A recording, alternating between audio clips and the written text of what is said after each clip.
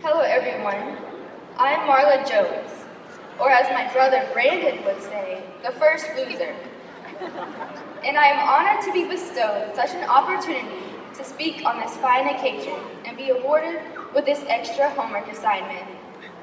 I want to thank above all my incredibly supportive parents, family, and friends.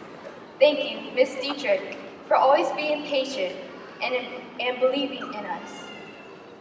Miss Nichols for making us laugh and endowing the hard truth of when our essay sucked. Miss Jones for teaching pride and integrity, that to be early is to be on time. To be on time is to be late. Our principal, Dr. Barnes, for watching over us since middle school, and so many more that truly made an impact on us. Graduation. The day we've been counting down to since we first stepped into freshman year. We thought, if we could only get through these 4 years, or 720 days, or 5,040 hours, or 302,400 minutes, we'd finally be done. Don't worry, Mr. Ligon, I did the math. Well, here we are.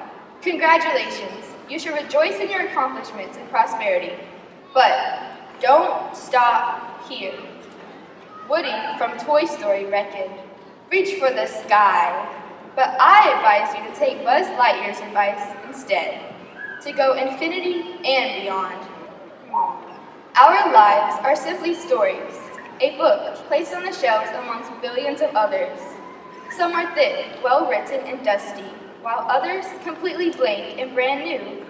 Our books, however, are just now wrapping up chapter 1. This first chapter was our welcome into this world.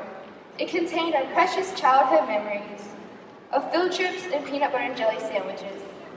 Today, graduation is putting that period on the last sentence of our chapter 1. Another way to look at it is that you're walking through the door from Monsters, Inc. into the real human world. When you walk across this stage, you'll finally be turning the page to Chapter 2, titled The Adventure Begins. The good news is that you are the author, and you get to write the rest of this story.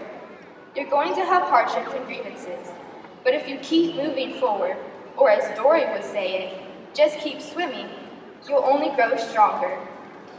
When you ever feel trapped with all the doors shut, remember there's always a way out. You're never too deep in the walls. Just find a window. Live to the fullest. Fill your pages with romance and discovery.